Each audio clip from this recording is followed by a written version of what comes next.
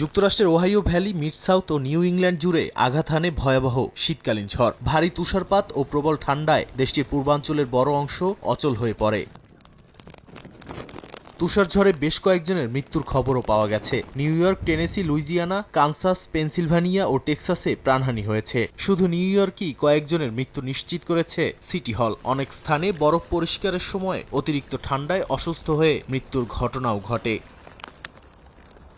বিদ্যুৎ সরবরাহেও বড় ধাক্কা লেগেছে। সারা দেশে একই সময় বিদ্যুৎহীন হয়ে পড়েছেন লাখ লাখ গ্রাহক। সবচেয়ে বেশি ক্ষতিগ্রস্ত টেনেসি, মিসিসিপি ও লুইজিয়ানা। বিভিন্ন রাজ্যে জরুরি ওয়ার্মিং সেন্টার খোলা হয়েছে এবং বয়স্ক ও গৃহহীনদের সহায়তায় বিশেষ উদ্যোগ নেওয়া হয়েছে। এছাড়া বাতিল করা হয়েছে হাজার হাজার ফ্লাইট। নিউ ইয়র্কের মেয়র জোহরান মামদানি জানান, ৫,০০০-এর বেশি স্যানিটেশন কর্মী ও ২,৫০০ যন্ত্রপাতি নামানো হয়েছে। শহরের সব সড়ক পরিষ্কার করা হয়েছে বলেও দাবি করেন তিনি। তবে আরও একদিন অপ্রয়োজনীয় ভ্রমণ এড়িয়ে চলার আহ্বান জানিয়েছেন মেয়র।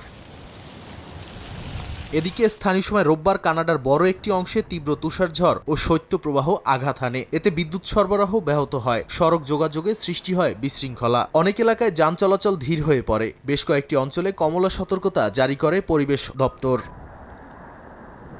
পূর্বাঞ্চলীয় অন্টারিও প্রদেশে টানা ১০ ঘন্টার বেশি সময় ধরে তুষারপাত হয়। রাজধানী অটোয়ায় স্থানীয় সময় সোমবার সকাল ১০টা থেকে সন্ধ্যা ৭টা পর্যন্ত দিনের বেলা গাড়ি পার্কিং নিষিদ্ধ করে স্থানীয় সরকার। দেশটির সবচেয়ে ব্যস্ত বিমানবন্দর টরন্টো পিয়ারসন ইন্টারন্যাশনাল এয়ারপোর্টেও এর ব্যাপক প্রভাব পড়ে।